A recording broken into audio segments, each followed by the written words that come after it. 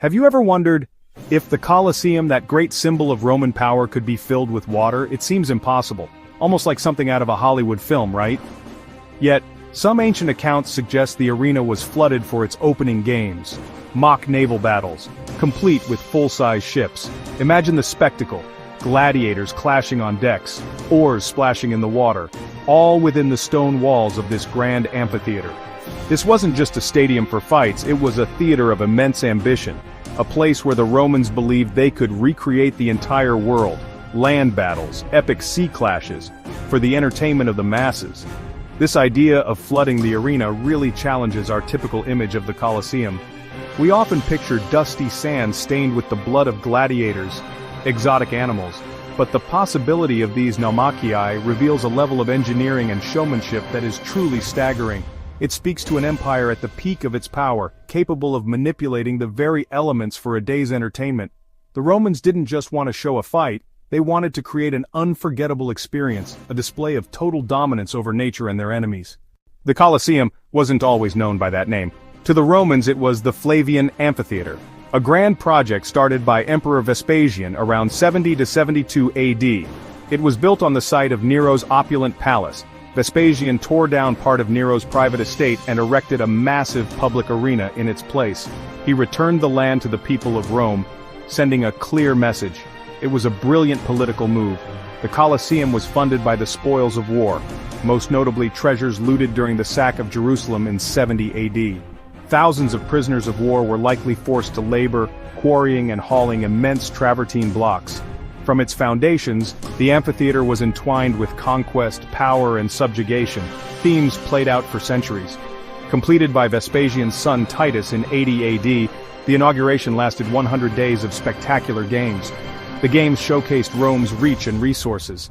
Nothing was too grand, too expensive, or too audacious for the amusement of the people.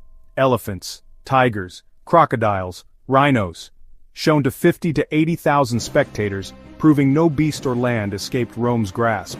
A masterpiece of Roman engineering, designed for efficient crowd control.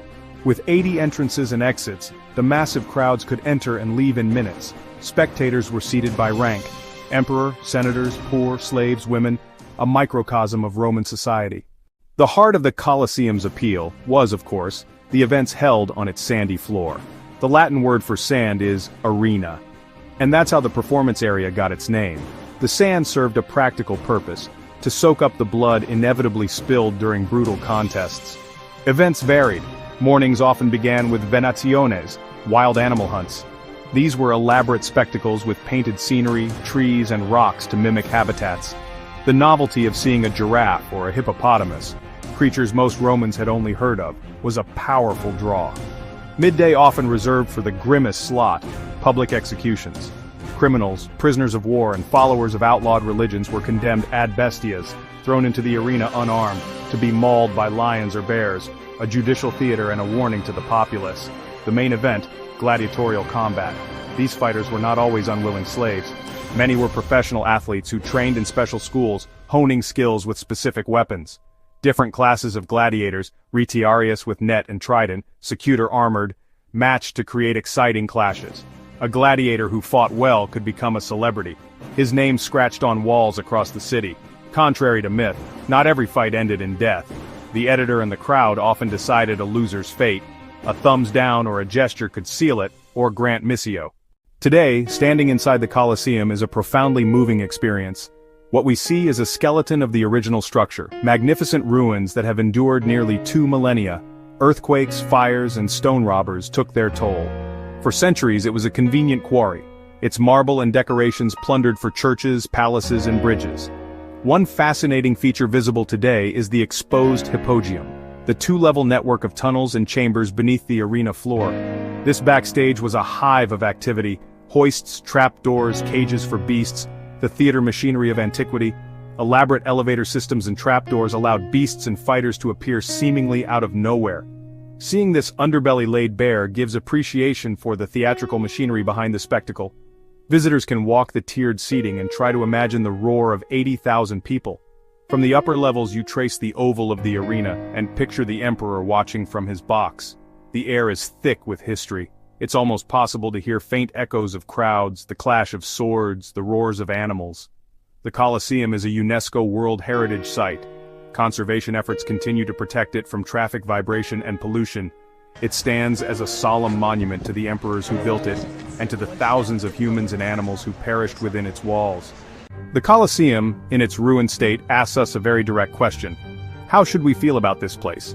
It is, without a doubt, an architectural marvel and a testament to Roman engineering. We can admire the scale, design, and longevity, the genius it took to build it. Yet we cannot separate magnificence from the horrific brutality it was designed to house. It was a purpose-built venue for mass slaughter, presented as entertainment. The blood of countless individuals is metaphorically soaked into its foundations. Attending the games was a civic ritual that reminded everyone of their place, a collective, often brutal experience. How do we reconcile admiration for Roman culture with the casual cruelty that was central to it? The games were central to Roman public life for centuries, attended by all levels of society. What might future generations look back on with the same mixture of awe and bewilderment? What parts of our modern entertainment mirror the Colosseum? The Colosseum's story is not over. It continues to challenge everyone who walks through its gates.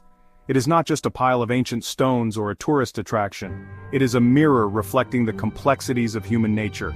Our capacity for creativity and ingenuity exists alongside a capacity for astounding cruelty. As we leave, we are left to wonder, have we truly changed that much?